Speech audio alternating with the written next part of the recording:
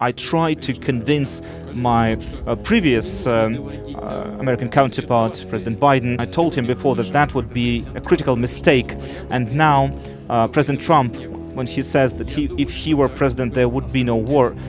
Ladies and gentlemen, the President of the United States of America and the President of the Russian Federation. Дамы и господа, президент Соединенных Штатов Америки и президент Российской Федерации.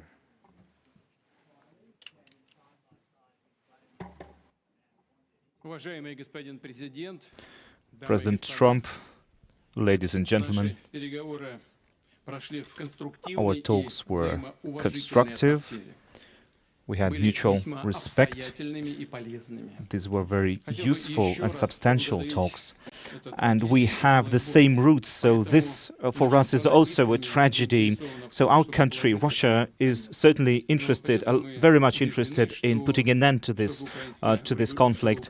We would like to see this settlement of the conflict to be, we want it to be stable and sustainable, and that requires us to address all of the reasons for the conflict and making sure that all of the Russia's interests are taken into account and that the balance of power is respected.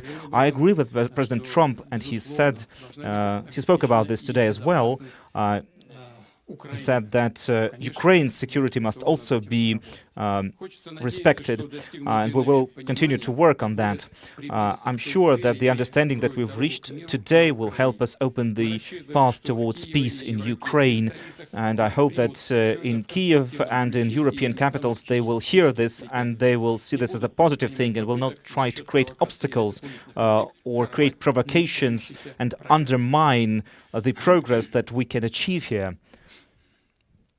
I'm sure that today's agreements will help us restart pragmatic relations between Russia and the United States and help us start on the path towards resolution in Ukraine.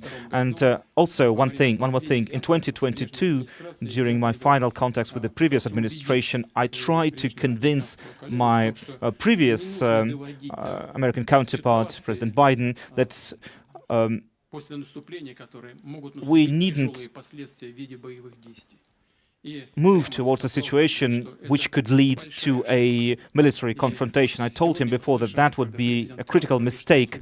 And now President Trump, when he says that if he were president, there would be no war. And I personally believe that is the case. There would be no war had President Trump been president at that time.